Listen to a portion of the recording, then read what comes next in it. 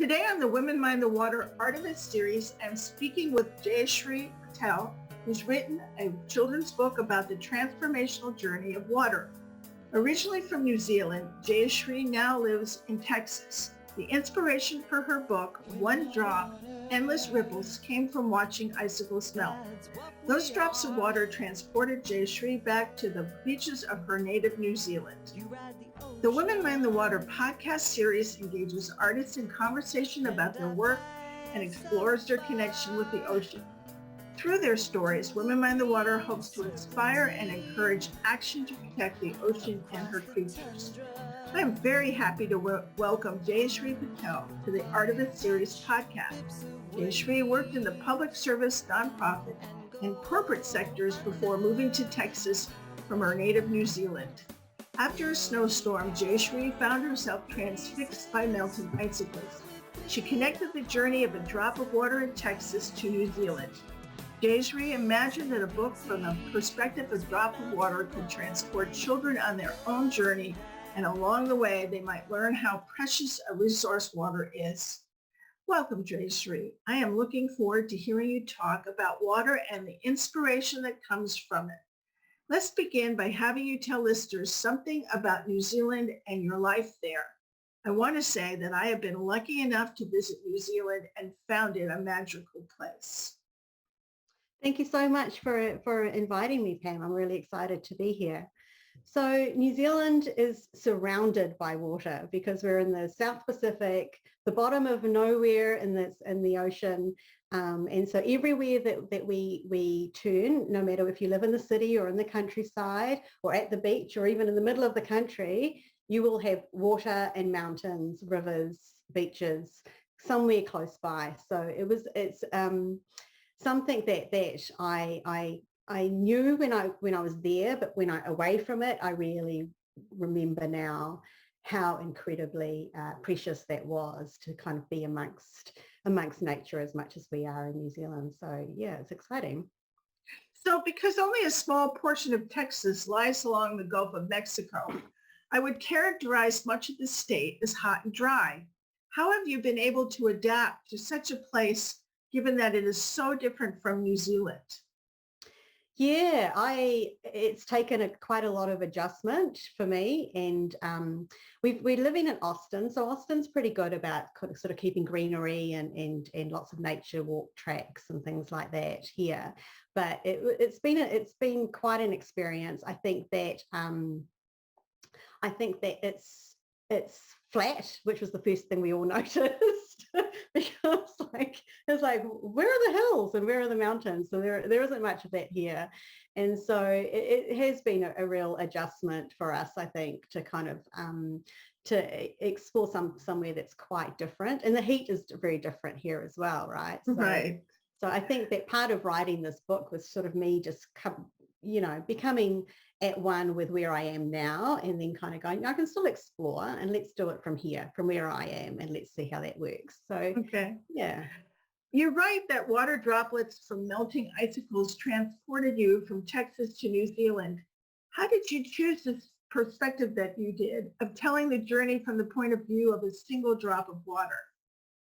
Yeah, I was part of a writing group actually, and the initial parts of the story came because the prompt was limitless possibilities, and I liked that idea of like, well, where does this one drop of water go? Because when I saw after the Texas snowstorm and I saw the icicles melting, I was like, well, okay, so now it's just going to go on its merry way and go somewhere. Where does it go? And so it kind of, I thought it was interesting to just sort of explore that. And then once I started to explore it, I was like, wow, it kind of goes everywhere, and it's quite remarkable. So in a way, once I started following that little trail of just a spark of an idea, it just took me in ways that I didn't expect myself. I didn't know where the story was going to end up and that it was even going to be a story. So it was just interesting. I think it just started with a question of where do the icicle droplets go? Recently, I interviewed another children's book author, Naomi Knight. She wrote a book about the critically endangered Maui dolphin. There are several of these dolphins found only in New Zealand illustrated in your book. Naomi worked as an elementary school teacher in the U.S. before moving abroad, where travel restrictions prevented her from working. Naomi channeled her energies into writing Papato, the Maui dolphin.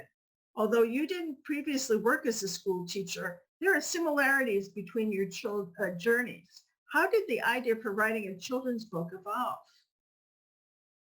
Yeah, so I don't know that I actually thought about writing a children's book until I had written it, and then I was like, oh, this could be a children's book. And so I think that it came, like I said before, it came with the idea, and then me following that idea, and where does it take me. And at the time, I had been also shopping for books for my nephews and nieces' baby, and I couldn't find anything that really resonated in terms of what I would want to share with and read to, uh, my grandchildren. And so I kind of was like exploring all of that all at the same time. And the book kind of, the story sort of came to life on about 3 pages. I think scribbled down what I was thinking and writing. And so it wasn't so much that I thought that I wanted to be a children's writer, but it was like I wanted to say something, what it was that I was trying to say, and how was I exploring that through that voice of one drop of water. And so yeah, it kind of evolved. It was an evolving journey of becoming a children's book author, I think. Naomi told me that there's a formula for writing children's books. So I learned that they are limited to 32 pages in length. So after you realized that you were telling a children's story, how did you find out what you needed to do to turn that into meet the criteria of a children's book? Yeah, so good question. So I had actually been part of a program called Self-Publishing School for a few years, thinking I was going to write a non-fiction for adults actually, and that never quite worked out because it just didn't quite resonate. And so I had access to publishers and authors who had been through the process, and so I tapped back into that resource and asked them the questions, and they had the answers, and I was like, oh, this is perfect. So yes, there is a formula. 32 pages is common. I don't think that it's necessarily a rule, but it has to be in multiples of 4, because whenever you publish a book, you have to be able to count the pages. And so, yeah, there were all these little details that we kind of needed to know, and I engaged a book formatter who was very experienced, and so she also knew the page sizes, so that we knew what artwork to commission and all of that sort of stuff. So there's a lot of detail that goes into taking a story and making it into a book. And so so I found the right people to ask the questions. I got the answers that I needed, and then I've done lots of projects and things before, and so I was able to kind of like use my project managing skills to kind of just make sure that we all were on the same page and got all of those details along the way to make sure that the end product was what it was that we were looking for. So yeah. You said you got a page formatter, but what about language and concepts and turning something that might be a big idea into something that's digestible and engaging for a younger age group? Yeah, so there are a couple of things. One is I had access to an editor who gave me some some advice. I was pretty close on my first draft though. I think I was quite lucky because I didn't go down that whole rabbit hole of trying to say too much. It was really, how do I want to say it in the least amount of words that had the biggest impact. So I was already kind of thinking about how they sounded and what the flow of the words was like. So there was that step, and then I tested it with a number of teachers and things, that people that I knew as well, just to kind of get their feedback of like, what does this sound like to you? Does this sound like it could work? And yeah, so I sort of did a few things. I mean, I wasn't fully into the whole publishing industry, if you like. I was really on the outskirts, so I was just tapping into the networks that I knew of to test that. And so yeah, it was a journey, but I'm a pretty good writer anyway, and so this is just another element of me exploring creative writing. And yeah, it was interesting. It was an interesting process. So I have a background originally in science, and what Mhm. I what I saw was the water cycle. So would you tell listeners what the water cycle is? And I believe it's the basis for your story. Yeah, so you're going to find this funny, Pam, but I actually didn't write the book from a science perspective, from a water cycle perspective. I just wrote it trying to follow where the water went. And it turned out that it does go through a cycle naturally anyway. And so it wasn't until my editor pointed out that actually, fix you do the last scene that goes back into the clouds, and you've got the water cycle that's kind of in the whole thing. And I went, yeah, of course. And so basically, the water cycle that's depicted in this story is the one that's impacted by weather, right? So you have the cold, the water droplets in the clouds, and then it becomes really cold, and it becomes like snow, and so it becomes a physical form on land as it melts again in the sun, and we see it as we normally would see it, physically ourselves and around, and then you have it sort of returning back into the clouds, when it, and I'm not going to have the science word right. What is it? Evaporates. Okay, right. Yeah. So it kind of it sort of. It wasn't until people who read the book told me that it was about the water cycle, I went, oh yeah, it is. But it was kind of by accident, I think. But you had another wonderful accident, if you will. We didn't talk about the illustration. How did that come to be? Yeah, so when I wrote the book, when I wrote the story, it wasn't a book, it was a story, and it was on a few pages. I could visualize in my head, and that's because the context that I grew up in was in New Zealand, right? And so the story starts off in the moment in time where I saw the icicles melt, and that was here in Texas after the snowstorm. And in my imagination, it kind of ended up, in sort of a lot of greenery and water and the ocean. And I knew that I wanted somebody who had a New Zealand, who was able to kind of depict New Zealand in the illustrations. And I also wanted somebody who could depict it through art in a physical form, and not necessarily by painting, and not necessarily through graphic art. So I sort of wanted, those are the things that I kind of knew really early on. And it turned out, I remembered that a couple of years back, I had gone to an event here in Texas, and it was called a chalk walk. And at that chalk walk was this young artist, very young, she was a teenager actually, and she'd done this amazing picture of a New Zealand scene. And I knew it was New Zealand because it had a kiwi, and it had the shark, and it had blue penguins and the ocean. And I was like, oh wow. And I was really, really excited because of course I was in the middle of Texas, and here I am seeing this kind of like New Zealand image staring back at me. And so I managed to ask around the local art community here and find out who she was. And I said to her, look, I've got this proposal, what do you think? And I read her the book, and she was really into it. And what I didn't actually know until after I had engaged her, or kind of during the process, was that she had an interest in marine biology anyway. And so, the one thing that I actually knew that she needed to be able to do was depict water and nature scenes. And so I had seen enough of her work to know that she could do that. And so the fact that she has that natural interest in her artwork anyway was a bonus. And the New Zealand connection for her is that her father is from New Zealand. And so a lot of her artwork has little hints of New Zealand. And it's funny because I spot it straight away as soon as I see it. And she goes, oh, so many people don't even notice. I mean, well, I do. Right. So why don't you share a page or two from the book and tell us how the images and words came together? Yeah, sure. I'd love to. So here's one here. And it's a riverbank amphitheatre. Can you see that? Yes, very well. So sorry, that lighting's pretty bad. So this particular picture It really started, the words, I'll read the words out to you so you can sort of see. Floating free, flowing, dancing downstream, riverbank amphitheatre, trees and grass bowing and swaying to our wind song.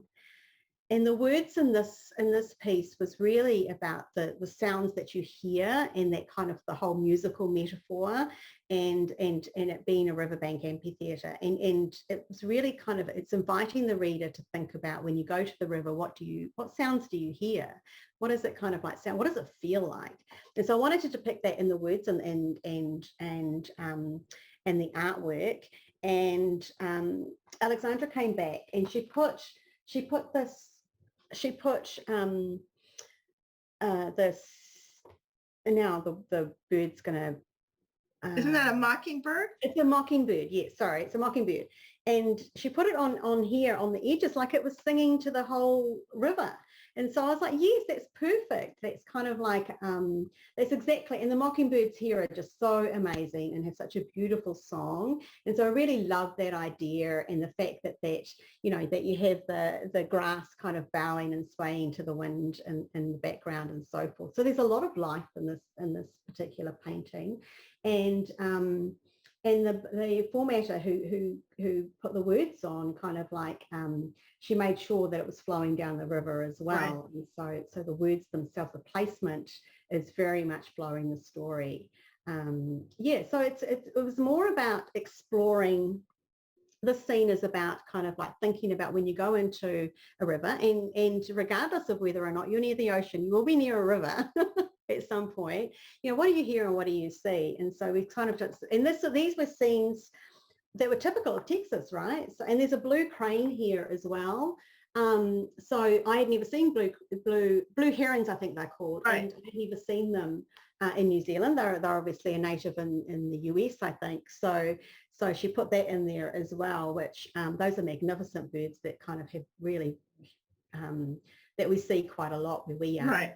in Texas. So yeah, so that was one that I get quite excited about because it's really, and I talk to the children about that. What do you notice when you go down to the river? What does it sound like? You know, what can you feel? And so yeah, that was quite exciting. Is there an overarching message that you're trying to convey to the children?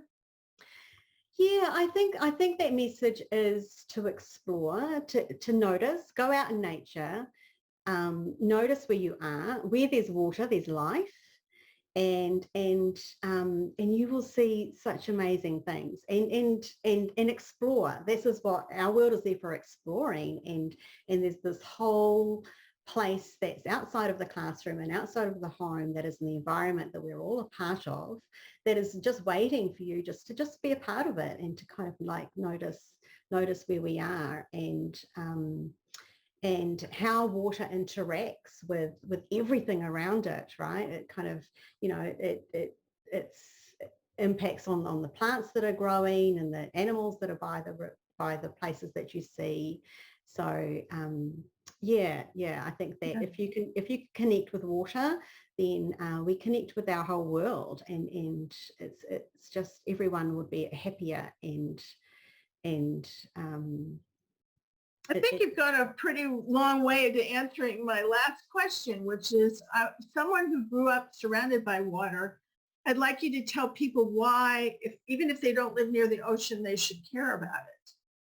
Yeah, I think, look, there's a scene in here, and I wanted to share that a little bit too, is that no matter where you are, that river that is near you will be wanting to find the ocean, right? And so the world, where there is life, there is water. Where there's water, there's life. The 75% of our world is made up of water. It's just incredible. Now that I'm kind of like looking at the science behind it, I'm just like, wow, okay, this is something I hadn't really thought of before, actually, of how significant the impact of water is in all of our life. And so I think that we can't take that for granted. I think that and you don't want to be in that place where it's not there. then you kind of like think, oh, maybe I should have taken more care of it, or maybe I should have appreciated it more. Appreciate what's there, what's near you, and go out there and explore it, because it's got so much richness in it, and there are so many lessons in nature, I think, that we can learn as a human race. I hope listeners have found Jayshree's story refreshing and a chance to learn something new about water. I'd like to remind listeners that I've been speaking with Jayshree Patel for the Women Mind the Water podcast series. The series can be viewed on womenmindthewater.com. An audio-only version of this podcast is available on the Women Mind the Water website, on iTunes, and other sites. Women Mind the Water is grateful to Jane Rice for the use of her song, Women of Water.